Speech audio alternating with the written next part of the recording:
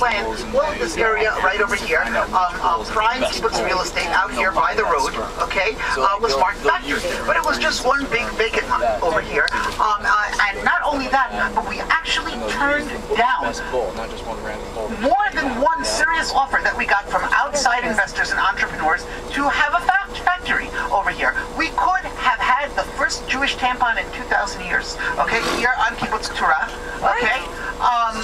And it's a good thing for us that we actually turned down that venture, because Tampax came to Israel 2 years later and they would have wiped the floor with us. Okay, right over here. We also could have been. I mean, like there were a couple of ventures that we turned down. Now let me ask you this question: why were we so foolhardy?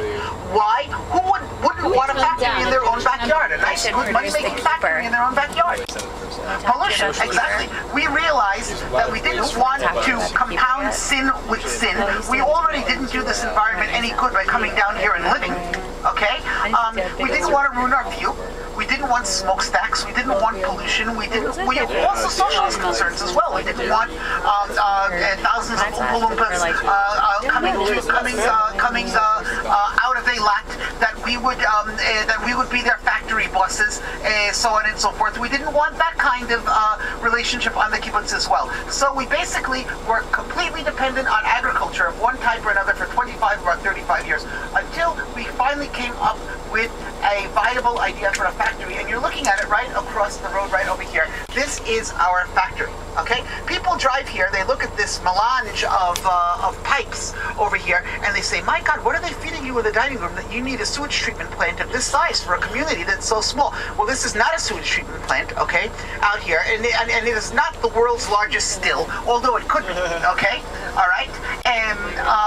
But instead, it is our algae factory. Kibbutz Ketura is heavy into algae.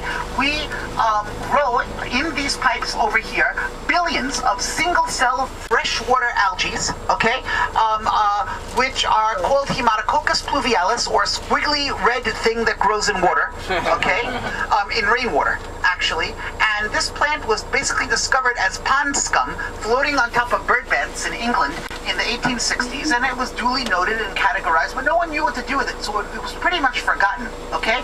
What do we do with it? We grow it as a culture in our laboratory building, okay, that large peaked roof, blue and white structure to your left, down on the other side of the road, okay? And when our algae is young and playful, we spill it out into these pipes over here, and our algae, as befitting all nice young and green things, okay, all nice young things, is green. Okay? And, you know, it's kind of like in Freud's latency stage at that point. It's kind of like, you know, skipping through the pipes with its little algae backpack on its algae back, okay? Excreting and eating from the same water, but not caring, because, you know, life is good, and you're young, and you're happy, okay? And you're in perpetual motion, moving through the pipes over here. But what happens, Machlon Pardes, okay, when billions of our freshwater, immature algae all reach puberty at the same time? Okay, all right. What happens then? Okay, we're going to go to the other side of the road and we're going to find out. That was very clean.